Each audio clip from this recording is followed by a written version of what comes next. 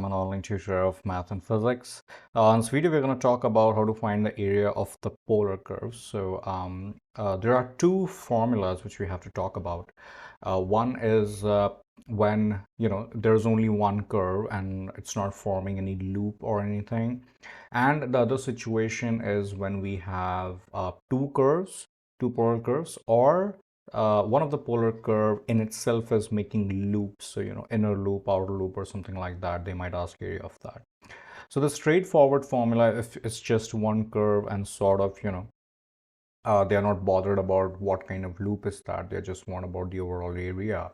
So the area of the polar curve is given by r square, half of r square d theta, within the limits of theta 1 to theta 2. And obviously r, as we know, the polar curve is being represented by r comma theta. So these are the two attributes of the polar curve. R is something which you just have to find and plug that in terms of theta, which will already be given in the question.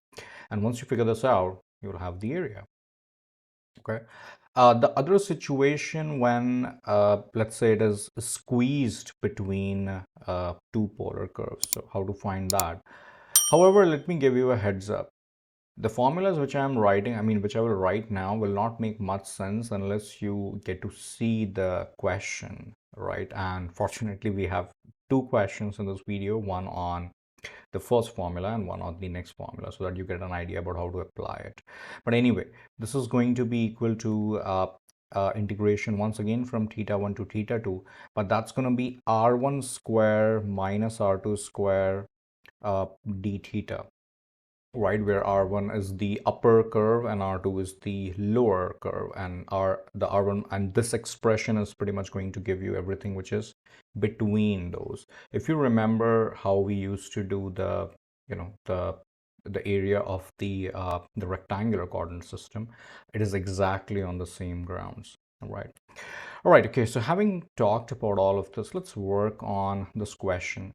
This is the, and by the way, I will be giving you how the polar curve looks like so that, you're able to better visualize.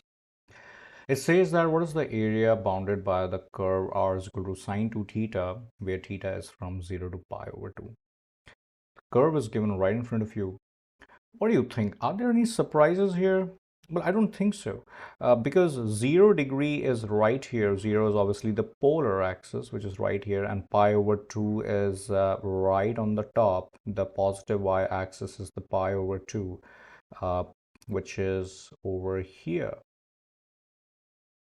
So this is 0, this is pi over 2. So basically they want us to find the area of this particular leaf. And since there's no overlapping, there are no loops, there are no two curves. So all we have to do is just apply the formula. So the formula says that this is going to be equal to the area is going to be theta 1 to theta 2, half of, in fact, we can write half outside this integral as well, because after all, that's a constant, r square d theta. This is going to be equal to half of theta 1 is 0, theta 2 is, I believe, pi over 2. R is sine 2 theta, so I'm going to write sine 2 theta over here and d theta. All right. So the only, oops, square it. There will be a square over here. Now the only task is how can we integrate. So let me make some space for myself. Okay. So what is sine 2 theta whole square? I think that's just sine square 2 theta d theta, and that should be integrated within 0 to pi over 2. Sine square 2 theta, a little bit of trigonometry is coming in. Remember double angle identities? And what was that double angle identity of cos?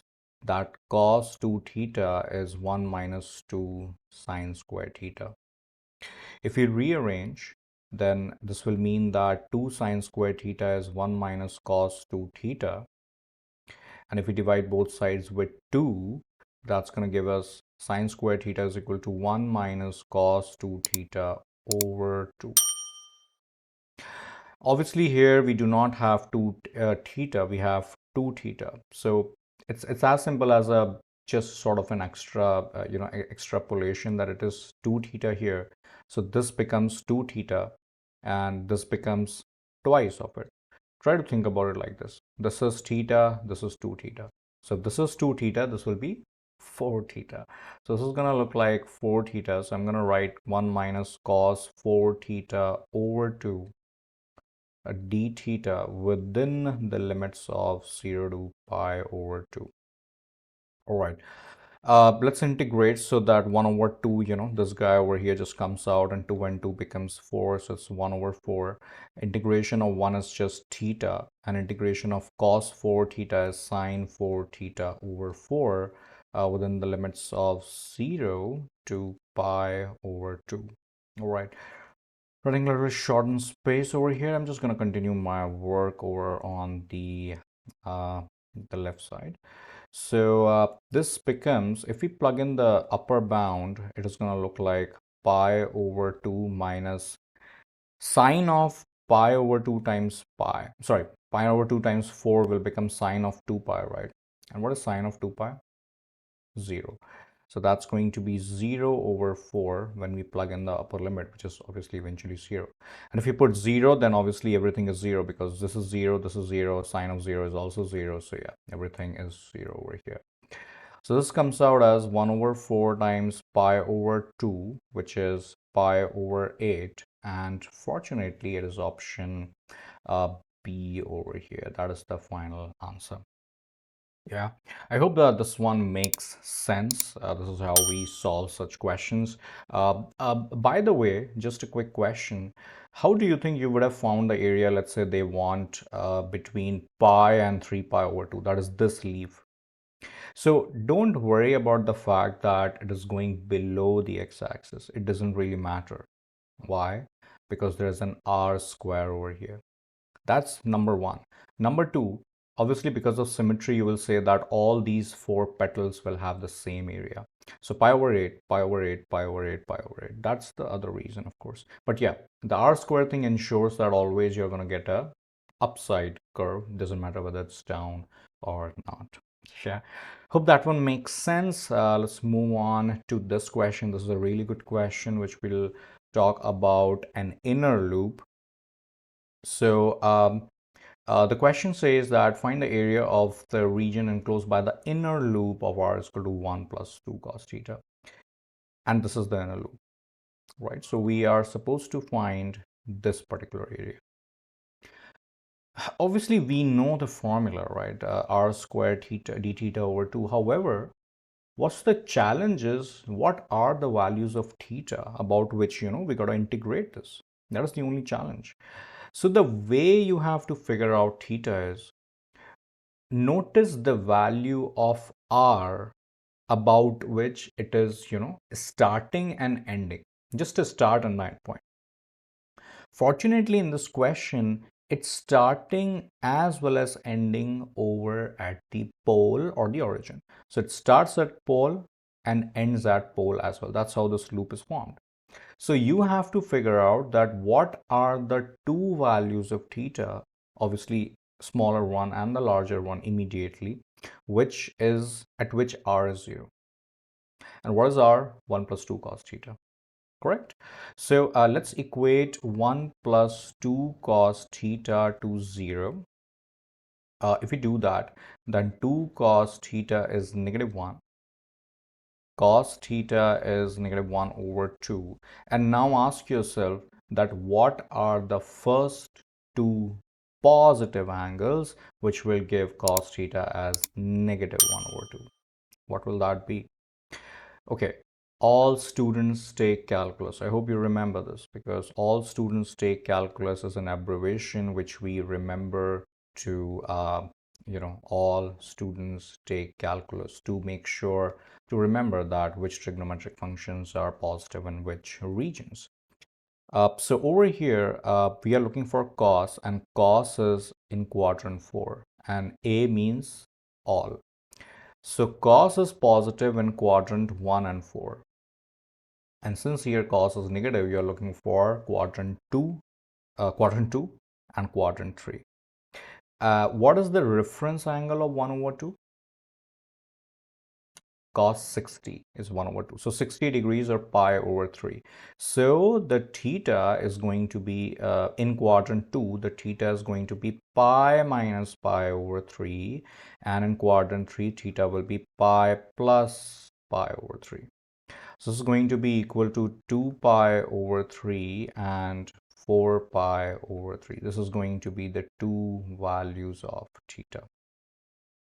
So we found the theta. All we gotta do is now integrate. So this is gonna look like integration of 1 over 2, 2 pi over 3, obviously the smaller one comes first, and then 4 pi over 3 r square, where r is 1 plus 2 cos theta whole square d theta over here, right? This is what we have. Of course, you can do it manually. You can do it using a graphical calculator. I'm just gonna simplify this and tell you how to break it down so that you can do it manually, and then you can just probably just integrate. But let me know if anything doesn't make sense in the comment section. I will perhaps elaborate over there. So if we square this up, obviously a plus b whole square is a square, that is 1 square, which is 1, b square, which is 2 cos theta square, which is 4 cos square theta, plus 2ab, so 2 times 1 times 2 cos theta, which is 4 cos theta d theta. Okay, all right. The integral symbol remains as it is, 2 pi over 3 remains as it is, 4 pi over 3 also remains as it is, and of course, I'm running short on space. Let me clear this up. I think we can easily integrate 1, we can easily integrate cos. The only challenge will be of cos square. So once again, you got to use the double angle identity which we used in the previous question. I'm going to separate my work here and continue. So this is going to look like, I don't think so this work, this space will be enough. So let me just move this portion a little bit on the left, a little bit on the left. Okay, so it's going to look like 1 over 2 integral. I hope you understand there are bounds, of course. I'm just not writing that right now. It will be 1 plus 4 times, now cos square theta is 1 plus cos 2 theta over 2 as per the double angle identities, and 4 cos theta remains as it is, and obviously there is a d theta over here which we can now very easily integrate, because every of each of the function here is easily integrable as per the the direct formulas. So if we integrate this, we'll end up with 0.544, because if we look at the options, they are all decimal approximations, not the exact.